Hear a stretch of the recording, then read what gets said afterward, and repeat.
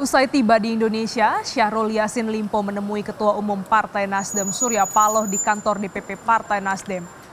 Mantan juru bicara KPK yang juga pengacara Yassin Limpo, Febri Diansyah beserta Rasa Mala Aritonang serta beberapa petinggi Partai Nasdem juga hadir dalam pertemuan yang berlangsung tertutup. Selain menemui Ketua Umum partainya, Yassin Limpo selanjutnya juga direncanakan untuk bertemu dengan Presiden Joko Widodo. Yang kedua, tadi juga disampaikan bahwa Pak Mentan mengatakan akan menghadapi proses hukum ini dan akan kooperatif menjalankan proses hukum ini. Yang ketiga, saya diminta untuk menyampaikan bahwa besok Pak Mentan akan ke istana menghadap Bapak Presiden. Perkembangan terkini pengusutan kasus korupsi di Kementerian Pertanian yang diduga terkait dengan Menteri Pertanian Syahrul Yassin Limpo, kita tanyakan pada jurnalis Kompas TV Dian Silitonga di Gedung KPK Jakarta. Selamat siang, Dian. Menko Polhukam Mahfud MD sudah dengan gamblang menyebutkan Mentan sudah jadi tersangka, tapi hingga kini belum ada pernyataan resmi dari KPK. Jadi sebenarnya bagaimana status hukum Mentan di KPK? Ya, Glenis, yang berhak menentukan status hukum Mentan Yassin Limpo saat ini adalah tentu saja KPK, pihak atau aparat penegak hukum yang menyelidiki dugaan kasus korupsi di lingkungan Kementerian Pertanian yang juga diduga menyeret Mentan Yassin Limpo. Tapi seperti yang kita tahu, sampai dengan saat ini memang KPK belum mengumumkan secara resmi atau mengumumkan secara terbuka status hukum dari Mentan Yassin Limpo, bahkan belum mengumumkan siapa saja tersangka dalam kasus ini. Nah, sementara kalau dari informasi yang saya terima, kemudian juga gelagat yang dilakukan oleh KPK, bahkan gestur yang saat ini ditunjukkan oleh Mentan Yassin Limpo, ini mengindikasikan kuat bahwa sesungguhnya Mentan Yassin Limpo ini sudah ditetapkan sebagai tersangka oleh KPK. Kenapa saya katakan demikian? Karena yang pertama, dari informasi yang saya terima, informasi di kalangan terbatas, kabarnya Yassin Limpo ini sudah ditetapkan sebagai tersangka oleh KPK sejak 26 September yang lalu. Hal ini tercantum dalam surat pemberitahuan KPK kepada Presiden terkait dengan penetapan tersangka Yassin Limpo tertanggal 29 September yang lalu. Kemudian seperti kita tahu, dalam beberapa waktu terakhir KPK ini melakukan penggeledahan di sejumlah lokasi yang berkaitan erat dengan Yassin Limpo. Mulai dari penggeledahan di rumah dinas, kemudian juga di ruang kerja, bahkan sampai di rumah pribadi Yassin Limpo di daerah Makassar.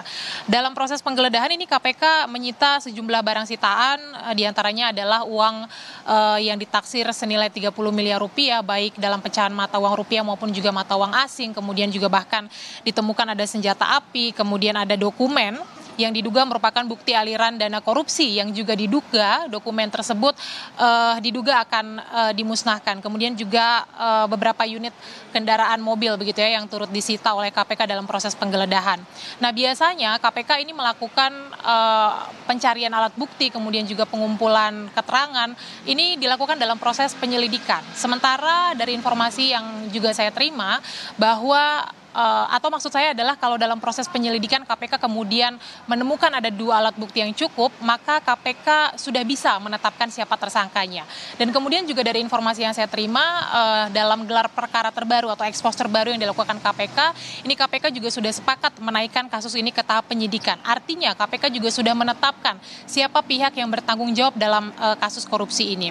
Nah, kemudian kalau dari gestur yang ditunjukkan oleh Yassin Limpo saat ini, kita tahu bahwa hari ini dijadwalkan agendanya Yassin Limpo akan bertemu dengan Kementerian Pertanian begitu ya, informasinya akan pamitan, kemudian juga diagendakan nanti akan bertemu dengan Presiden Joko Widodo yang kabarnya juga nanti Yassin Limpo akan mengajukan surat pengunduran diri. Nah, ini juga mengindikasikan kuat bahwa kemungkinan Yassin Limpo memang sudah ditetapkan sebagai tersangka oleh KPK. Kemudian juga kita ingat, Glenis, bahwa hari kemarin KPK juga memeriksa penasehat hukum dari Yassin Limpo yakni Febri Diansyah dan juga Rasa Mala Aritonang sebagai penasehat hukumnya. kasusnya. Nah, kita jangan lupa bahwa keberadaan penasehat hukum ini biasanya adalah untuk mendampingi tersangka dalam proses penyidikan. Nah, ini juga mengindikasikan kuat bahwa memang Yassin Limpo ini sudah ditetapkan sebagai tersangka.